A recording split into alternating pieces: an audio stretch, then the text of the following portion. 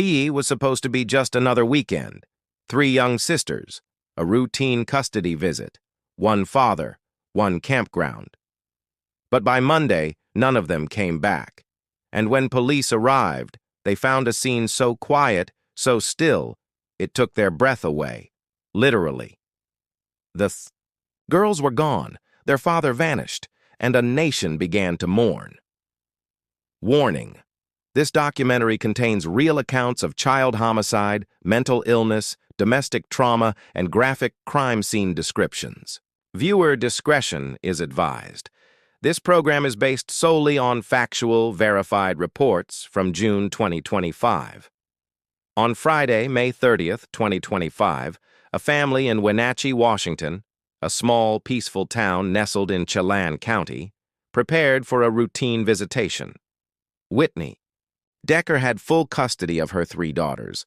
Paityn, 9 years old, bright, artistic, loved coloring books and drawing. Evelyn, 8, witty and observant, always mimicking movie lines. Olivia, just 5, bubbly, shy at first, but loved singing Let It Go out loud. Their father, Travis Caleb Decker, had visitation rights. A court had approved his weekend with the girls, unsupervised. Travis arrived calm, quiet. He packed a tent, a cooler, camping gear. The girls climbed into his black pickup truck with backpacks and snacks. Whitney stood on the porch. She waved goodbye. She didn't know. It was the last time she'd ever see them alive. Travis Decker wasn't just a dad. He was a former U.S. Army infantryman, honorably discharged after serving multiple combat deployments. He'd returned home with medals and mental scars. According to court records and witness testimony, he was diagnosed with PTSD and borderline personality disorder. He often refused medication. He lived out of his truck for weeks at a time. Whitney had warned the courts in custody filings, "He's not stable, he's not safe, he's unraveling." But despite her efforts, the court sided with precedent. They granted Travis unsupervised weekend visitation, a decision that would become the subject of national outrage. The visitation was scheduled to end on Sunday, June 1st. But when the girls didn't return, Whitney's concern turned to panic. She texted, called. Nothing. By Monday morning, she contacted authorities. An endangered missing persons alert was issued. Notably, no Amber Alert was sent. Officials later explained, because it involved a biological parent with legal visitation rights, the case didn't meet the standard criteria. That decision would become one of the most criticized aspects of the case.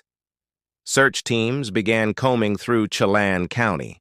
They focused on wilderness areas where Travis had camped before. By Monday afternoon, they found it. A black pickup truck. Abandoned. Windows. Fogged. Dust on the frame. Parked near Rock Island Campground in a remote section of the Okanogan-Wenatchee National Forest. Inside the truck, clothing, empty water bottles, a half-used box of cereal, a child's pink sandal on the floorboard, and 30 feet away, a tent. Inside it, 3 bodies. Paityn, Evelyn, Olivia, all bound, all suffocated, all laid side by side as if tucked into sleep. Plastic bags covered their heads. Their small hands were zip-tied. The Chelan County coroner later confirmed. All 3 children died by asphyxiation. No sedatives were found in their systems. There were no signs of physical abuse or gunshot wounds. Investigators found 2 bloody handprints on the tailgate of the truck, a military-issued sleeping bag, traces of male blood inside the tent, dog hair and non-human DNA. The blood was confirmed to be male, human, and related to the girls, presumed to be Travis Decker's. The girls had likely been murdered on Saturday night or early Sunday morning. As news of the murders broke, Chelan County exploded into action. Within hours, the FBI, U.S. Marshals, and the Washington National Guard were on the ground. The terrain was brutal. Thick pines, steep cliffs, unpredictable weather. But Travis Decker had trained in worse. Search teams used helicopters with thermal imaging K9 units, sniffing trails near Ingalls Creek. Drone surveillance across the Cascade Wilderness. By June 3rd, a tip came in. A group of hikers spotted a man matching Decker's description near Kolchuk Lake. Shortly after, a chopper team caught visual of a lone male figure. He fled into the trees. When a K9 unit was deployed to track, they followed the scent trail to the Ingalls Creek trailhead. Decker was always one step ahead. Travis Caleb Decker served in the U.S. Army Infantry. According to Army records and family interviews, he completed multiple tours in Iraq and Afghanistan. After returning home, he struggled to reintegrate into civilian life. He was diagnosed with post-traumatic stress disorder, PTSD, borderline personality disorder. His behavior became erratic. He stopped attending therapy. He was seen muttering to himself in parking lots. He slept in his truck and isolated from family. Whitney Decker noticed the changes. She filed court documents expressing concern. He is unwell. I fear for my daughters when they're alone with him. Yet, no supervised visitation was enforced. One of the most debated decisions in the case was the lack of an Amber Alert. The system, as it currently stands, requires reasonable belief that the child has been abducted, threat of serious bodily injury or death, sufficient information to assist in locating the child or suspect. Because Travis Decker had legal custody and there were no immediate signs of danger, no Amber Alert was issued. Only an endangered missing persons alert was triggered. By the time law enforcement discovered the bodies, it was too late. Public backlash was swift. If they'd triggered an Amber Alert, maybe someone would have spotted them earlier. Whitney Decker had done everything right. She filed concerns. She showed up in court. She warned the system, but no one listened. When the news was confirmed, Whitney collapsed. She was hospitalized briefly due to shock and dehydration. In her first public statement, she wrote, "My girls were sunshine. They were silly, loving, perfect, and now they're gone. I told the court something like this could happen, and now I live with the silence they left behind." A GoFundMe campaign launched by a family friend raised over $1 million in less than a week. The page was filled with thousands of messages. "You didn't fail them. The system did. Your daughters will never be forgotten." As of June 11, 2025, Travis Decker remains at large. Authorities believe he is alive. He is armed. He may be attempting to cross into Canada. The FBI, U.S. Marshals, and state police continue to scour the region. A $20,000 reward is being offered for information leading to his capture. They warn the public, do not approach. He is considered dangerous. Call 911 immediately if spotted. Tips have poured in. Sightings of a man sleeping near hiking trails, reports of a campfire deep in the Cascades, rumors of a former Army friend who may be helping him.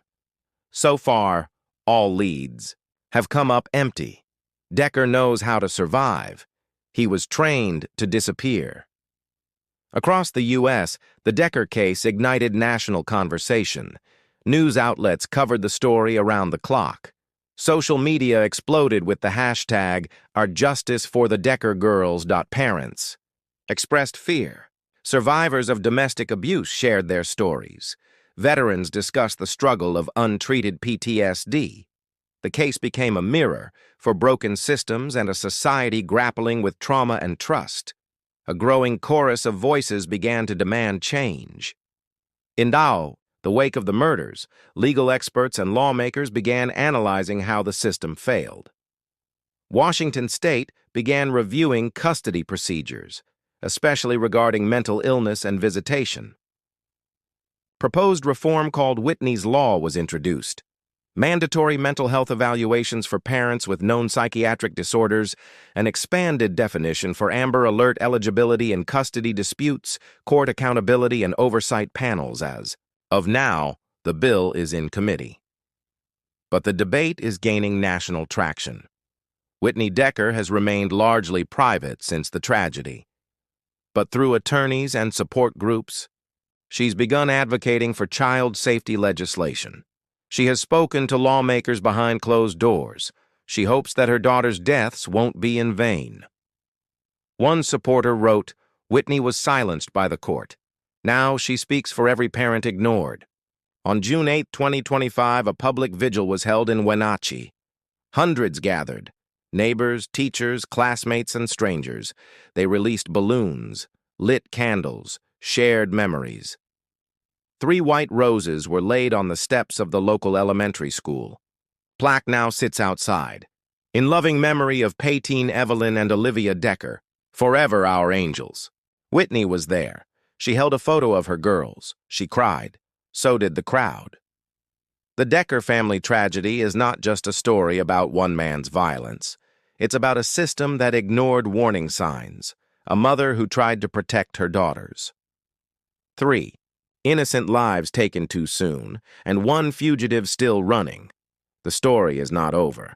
But in remembering these 3 girls, we remind the world, their names matter.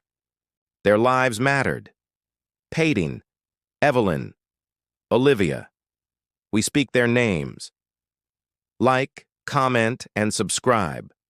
For more real-life crime investigations and in-depth coverage of tragedies that must not be forgotten, click the bell icon to be notified of the next archived truth.